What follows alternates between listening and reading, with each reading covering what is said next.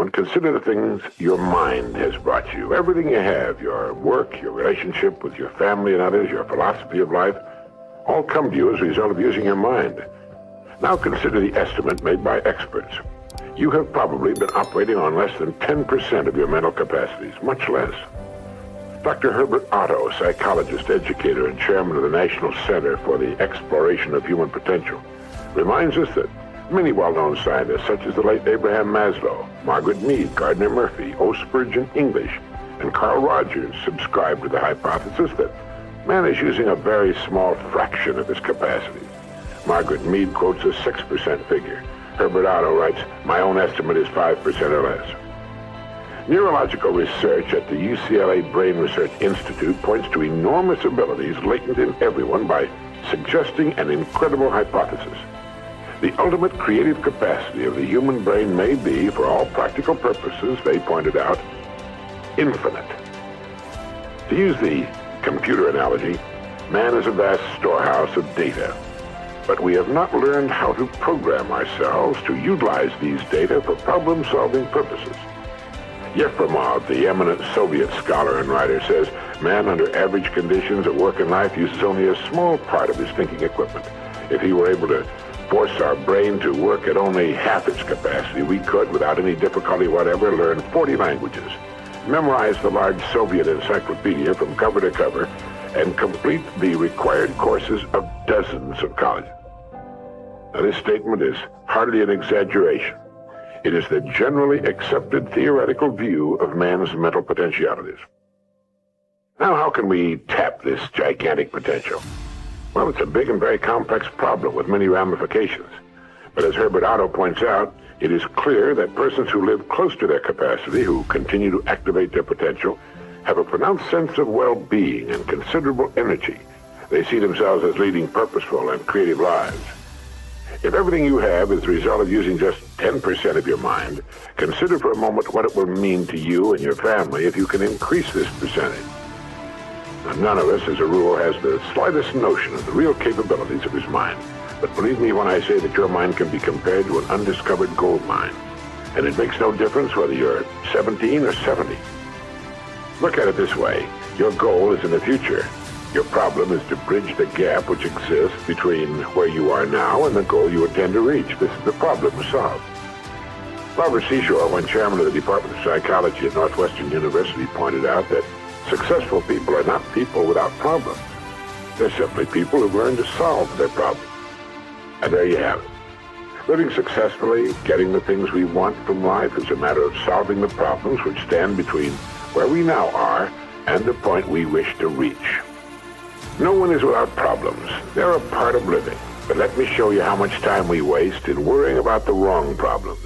Here's a reliable estimate of the things people worry about. Things that never happen, 40%.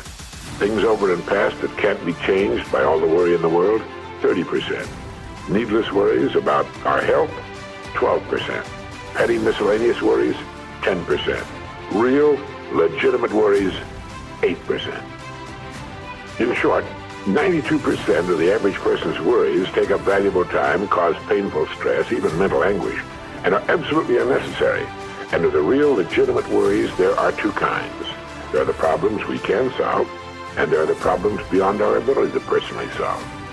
But most of our real problems usually fall into the first group, the ones we can solve if we learn how. Now I'm going to assume you've decided upon a goal. Your problem is, how do I achieve it? Your goal may be a promotion, a greater income, a beautiful home. It makes little difference what your goal happens to be. But you have your goal, and you know that you will become and you will achieve what you think about. That is, if you stay with it, you will reach your goal. But how? Well, it's right here that your mind comes into play. What is your mind? No one knows for sure. Perhaps the best way to describe it is to quote Pulitzer Prize-winning playwright Archibald MacLeish. In his play, The Secret of Freedom, a character says, "The only thing about a man that is a man is his mind. Everything else you can find in a pig or a horse." That's uncomfortably true. The human mind is the one thing that separates us from the rest of the creatures on Earth.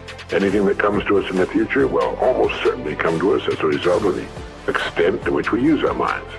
and yet it's the last place on earth the average person will turn to for help. In order to reflect just a moment on the human mind, consider what it's accomplished. Human knowledge has advanced more in the past 50 years than in all the preceding 10,000 years of human civilization. Of all the scientists who ever lived, it's estimated that 90% of them are alive today.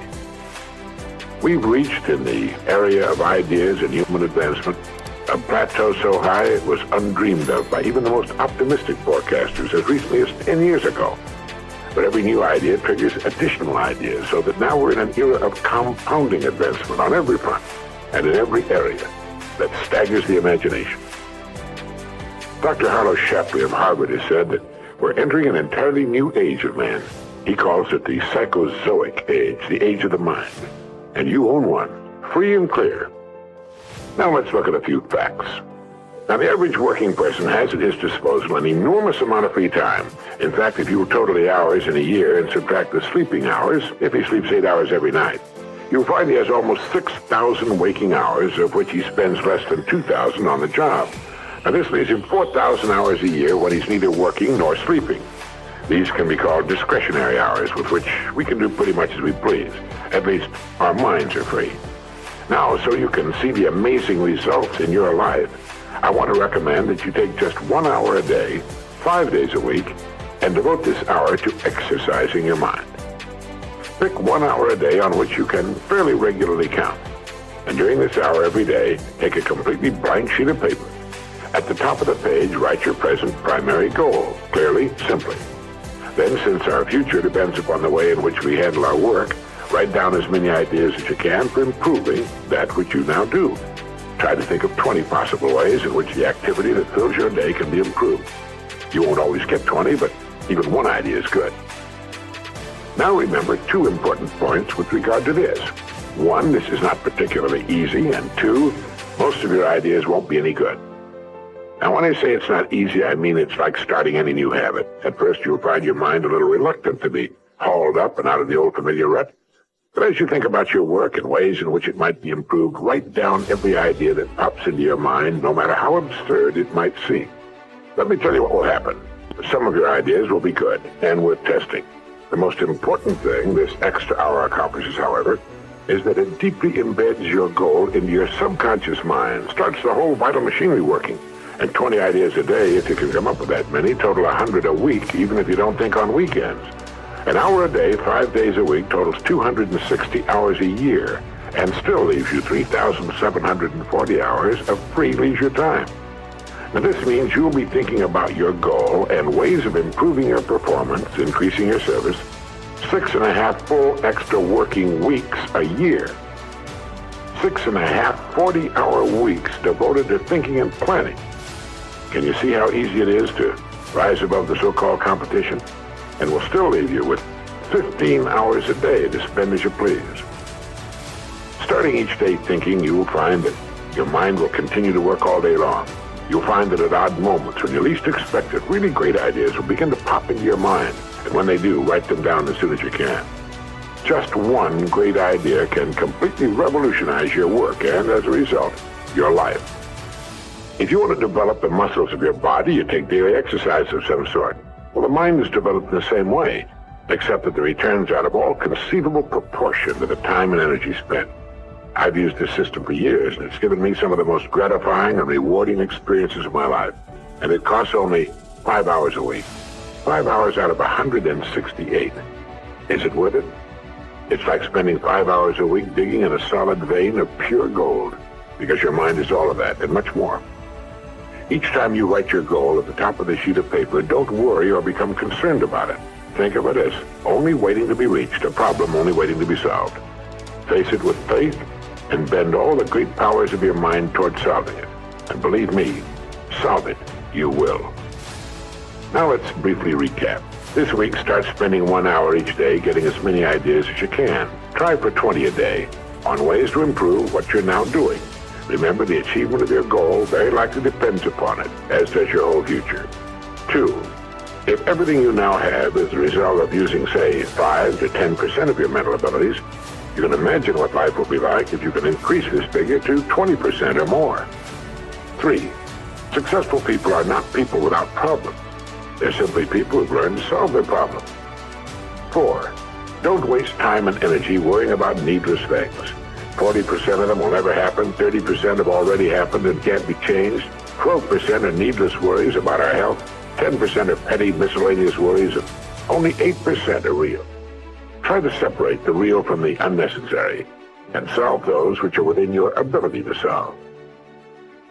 Last of all, the only thing in the world that can take you to your goals in life is your mind, its effective use, and following through on the good ideas it supplies you. Each of us has a tendency to underestimate his or her own abilities. We should realize that we have, deep within ourselves, a reservoir of great ability, even genius,